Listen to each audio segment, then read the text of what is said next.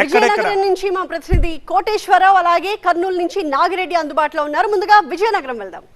కోటేశ్వరరావు, మీరు ఎగ్జాక్ట్ గా ఏ పోలింగ్ కేంద్రంలో ఉన్నారు? ఇప్పటి వరకు ఎంత ఓటింగ్ శాతం నమోదైంది? వివరాలు ఏంటి? ప్రస్తుతానికి నేను విజయనగరం జిల్లా కేంద్రంలోనే కొనిసి వీధి పోలింగ్ బూత్ వద్ద ఉన్నాను. ప్రస్తుతానికి మనం చూస్తే ఇక్కడ ఓటర్లందరూ కూడా బారులు తీసి ఉన్నారు. ఉదయం 6:30 నుండి పెద్ద ఎత్తున తమ ఓటు హక్కు వినియోగించుకునేందుకు పోలింగ్ స్టేషన్ వద్దకు చేరుకున్నారు. మహిళలు, వృద్ధులు పెద్ద ఎత్తున చేరుకున్నారు. అయితే ఇప్పటి వరకు 9 గంటల ప్రాంతంలో అధికారికంగా నమోదైన పోలింగ్ శాతాన్ని వాళ్ళు విడుదల చేయడం జరిగింది.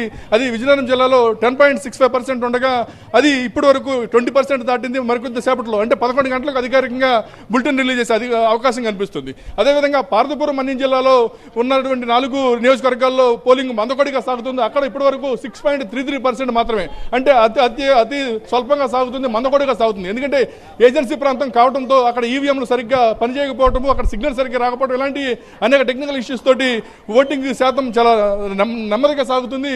ఓటర్లు కూడాను వచ్చినప్పటికీ కూడా చాలా ఇబ్బందులు పడుతున్న పరిస్థితుంది. అయితే ఇక్కడ జిల్లా కేంద్రంలో పలు చోట్ల ఈ సౌకర్యాలు సరిగ్గా లేకపోవడంతో కూడా ఓటర్లు చాలా ఇబ్బందులు పడతారు. ఇప్పుడు మనం ఏదైతే ఉన్నామో కొనిసి వీధి పోలింగ్ స్టేషన్, ఈ పోలింగ్ స్టేషన్ వద్ద చాలా చిన్న స్టేషను, అదేవిధంగా ఓటర్లు ఎక్కువ మంది ఉన్నారు. ఇక్కడ ఒక్కొక్క ఓటు వేయడానికి సుమారు గంటన్నర పట్టే అవకాశం ఉంది.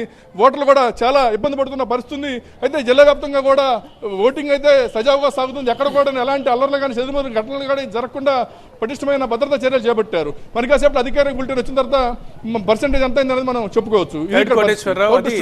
దీప్తి 20% పైగా అంటున్నారు. అది కూడా 10 గంటలకు వచ్చిన వివరాలు. అంటే 11 o'clock రావాలి. ఇంకా బాగానే జరుగుతుంది. బాగానే జరుగుతున్నట్టే.